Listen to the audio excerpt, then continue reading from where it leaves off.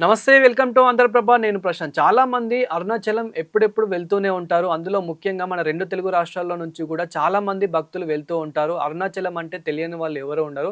అయితే అరుణాచలంలో మోక్ష మార్గం ద్వారా బయటకి వస్తే అనుకున్న కోరికలు తీరుతాయని చెప్పేసి చాలా మంది భక్తులు నమ్మకం.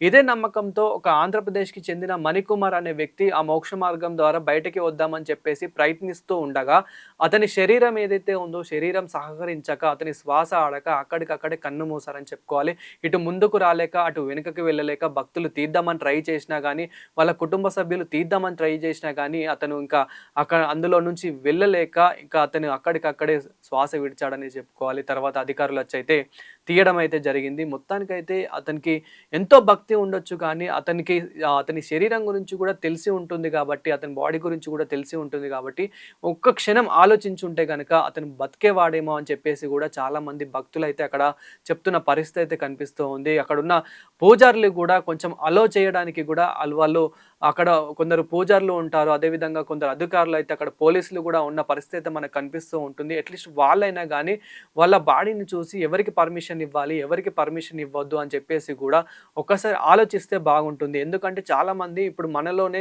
అరుణాచలం వెళ్తూ ఉంటాము. నైట్ టైమ్‌లో గూడా మనం గిరి ప్రదక్షిణ చేస్తూ ఉంటాము. డే టైమ్‌లో గిరి ప్రదక్షిణ చేస్తూ ఉంటాము. కానీ అక్కడ ముఖ్యంగా ఏంటంటే సెక్యూరిటీ అనేది చాలా తక్కువ ఉంటుంది.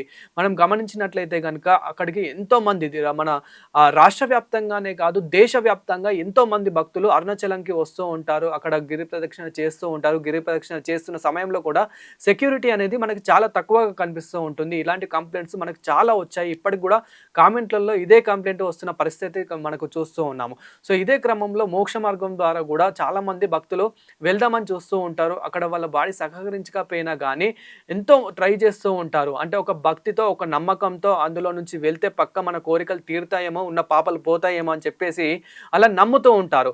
సో, ఇలా నమ్మి చాలామంది ఇబ్బంది పడుతూ ఇక వెనుకకు వెళ్ళలేక, ముందుకు వెళ్ళలేక అలా ప్రాణాలు కోల్పోతూ ఉంటారు. అందులో మణికుమార్ అనే వ్యక్తి మొట్టమొదటిసారిగా అక్కడ ప్రాణాలైతే కోల్పోవడం అయితే జరిగింది. ఇది చూసాకైనా చాలామంది ఎవరైతే కొంచెం లావుగా ఉన్న వాళ్ళున్నారో వాళ్ళు కొంచెం జాగ్రత్తలు తీసుకోవాలని చెప్పేసి కూడా కోరుకుందాము.